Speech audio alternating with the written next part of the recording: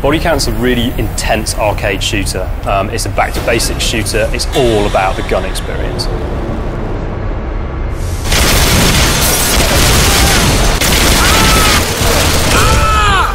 I'm Bodycount's game director. That means I'm responsible for the vision.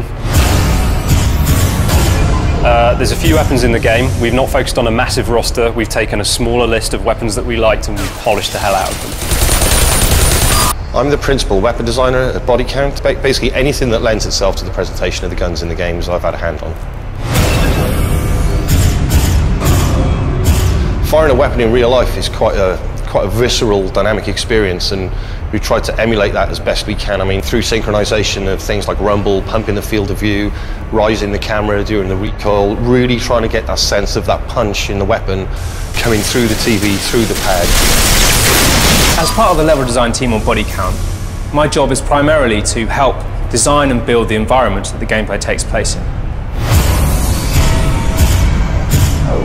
For me as a designer, it's quite an important thing for the player to feel like they have a choice. And so, yeah, the weapons are big, they're very strong, pretty angry, and there's quite a lot of nuance in them. So we're really trying to get the player to understand them and, come to find their favourites.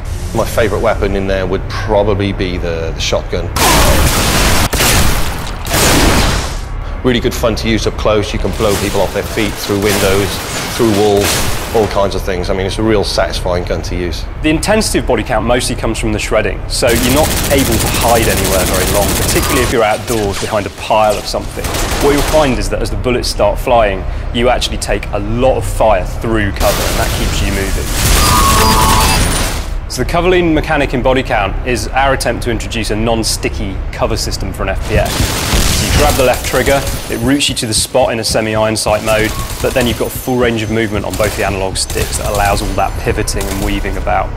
So what we're trying to do with the focus mode is bring the gun back so it's not covering the thing, but obviously the field of view widens, you go closer into the gun, the audio for the gun changes, then you can hear the internal workings of the gun a little bit more.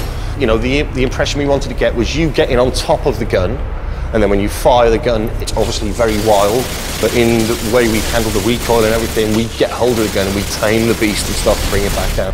Explosions, VFX, all of that stuff, very, very important to the game. So if a bullet hits something, if a grenade goes off, we want you to feel that the world has been impacted, and part of that is having big, meaty explosions and tons of stuff flying everywhere. But if an explosion goes off in a dark place, it's obviously a brand new light source. So in reality, your eyes would struggle to, accept that light in, so everything kind of blooms out essentially. And we've kind of simulated things like that in the game as well, even down to the muzzle flashes. My favourite weapon is actually one of the ones we've invented for the target, who are the bad guys in the game. We've taken some real-world style technology. It's basically a portable railgun called the Kaluka, and we've completely fantasised it. So we've created a really powerful and brutal weapon that's very, very effective.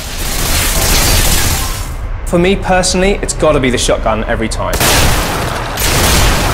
It forms two roles. Firstly, it's brilliant for shredding, especially in multiplayer. It's really useful for getting through those walls quickly. But also, if you've got an enemy between you and that wall, you'll blow them straight through.